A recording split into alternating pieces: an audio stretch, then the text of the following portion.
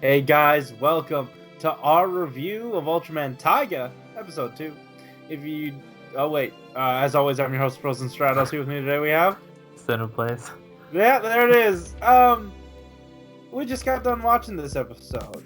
It had some heart to it. It expanded the character of, our titular character, and even Taiga, by a bit. But, it just seemed like there was a lot of downtime and focus on certain aspects of the show that I'm not fully invested in quite yet.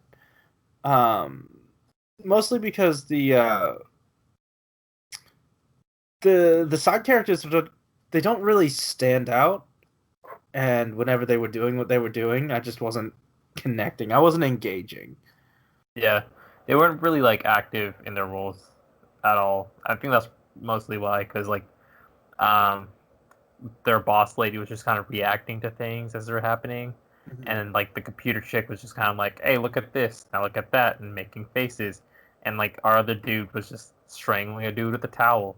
Yeah, and it was, yeah. They really don't seem to factor in. If you omitted their inclusion from this episode, you didn't really get anything out of that. Nothing changes. Yeah, honestly, it just tells the main character where to go, and it's kind of a boring way of doing it. So I just Well, it comes with so much weird baggage of oh, not only do we have this team that tells him where to go, we have this lady who knows this other guy who does something with a Foundation X. It's not Foundation X, but something X, and it's I don't know. It's not. It wasn't really clicking for me. I didn't quite care for those characters yet. They haven't done much to stand out. Nothing's happening with them. Yeah, but they did work a lot with our main character. How much better do you like him after this episode? I liked him a lot. I think the inclusion of Chibisuke was really good, really well implemented. I felt for it. It just felt a bit drawn out. Just over the course of this episode, there was too much room to breathe, and I didn't get the full impact of it.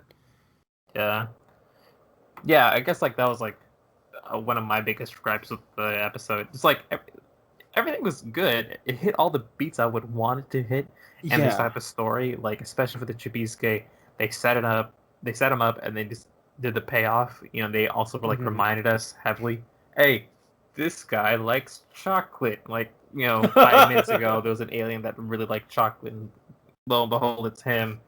But then, they just kind of take forever to kind of convert it. Yeah. And then once he kind of makes his noble sacrifice at the end, I'm just yeah, that's great, but yeah, we knew we understand what's gonna happen in this episode, and what would make it more interesting for us is to just, I don't know, play into that aspect a little more, and give us too much in between time to think about it, to think about structure. Just let us go with the plot itself. We had too much time to think. Yeah, makes sense. Also, backpedaling back to the main character. Yeah, I feel there still hasn't been much change for me on him. Now he has some plot details that kind of back up his character of always kind of being helpful, or just for the supplement it. But I'm just who cares how pure and good he is? It's not like they're not. It's not they're pushing it or making him. Well, what I liked about this episode, what I liked about this episode was that sure, he's shown to be pure and good in that, but he can still get angry. He can still fight. When Chibisuke died, he lost it for a bit and went after the bad guy. So I don't know. That's my main takeaway. Also, another thing, timeline wise, if Taiga sparkled and then came back to Earth for whatever reason, and then inhabited him as a kid, that means Rube happened a while ago. Right? What do you mean? Like, oh, yeah. Yeah, if Rube gave him the power. Yeah. So this must be a long time later, unless... No, never mind. It could be the previous Rube. But that was billions of years ago. And I really don't know the history of Orb or any of the other guys that were over there.